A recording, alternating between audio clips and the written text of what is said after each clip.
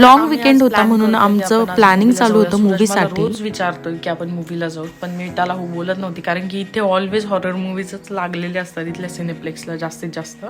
आणि सूरजला हे गिफ्ट कार्ड भेटलेले आहे ऑफिसमध्ये, ज्याच्यामध्ये कपल मूवी कार्ड्स आहेत आणि आपण जाऊन बघू शकतो. तर सूरज रोज मला विचारत होता, literally Suraj at the end त्याच्या ऑफिसमधल्या कोणाला तरी ऑफर करत होता. तर आज आम्हाला सुट्टी आहे, तर फायनली आम्ही आज प्लॅन केले की आपण आज जाऊयात मूवीला. किती वाजताचा शो आहे सूर?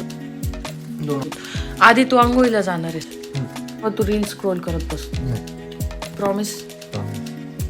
ठीक आहे.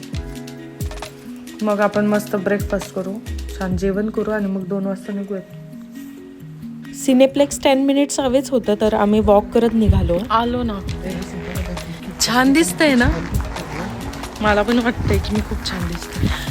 मी आज सूरजचा स्वेटशर्ट घातलाय कारण की मला कधी कधी इच्छा होऊन जाते मी सूरजचे कपडे घालायचे. औरंगाबादला असताना मी आधीचे क्लोथ घालायची इच्छा नाही, सूरजचे क्लोथ डिस्ट्रॉय करण्याची.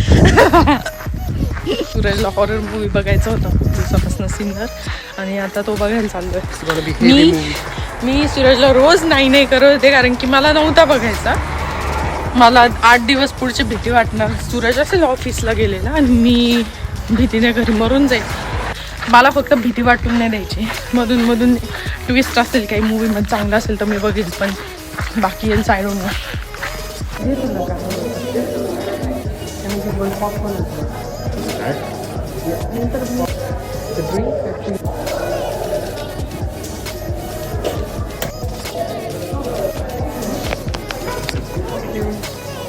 तर तुम्हाला इथली सिनेप्लेक्स आतून कसे असतात ते मी दाखवते. हे थोडेसे कॉम्पॅक्ट असतात. इंडियामध्ये खूप मोठे मोठे सिनेप्लेक्स बनवली जातात. तर इथे आम्ही आमच्या सिटिंग अरेंजमेंटकडे निघालो.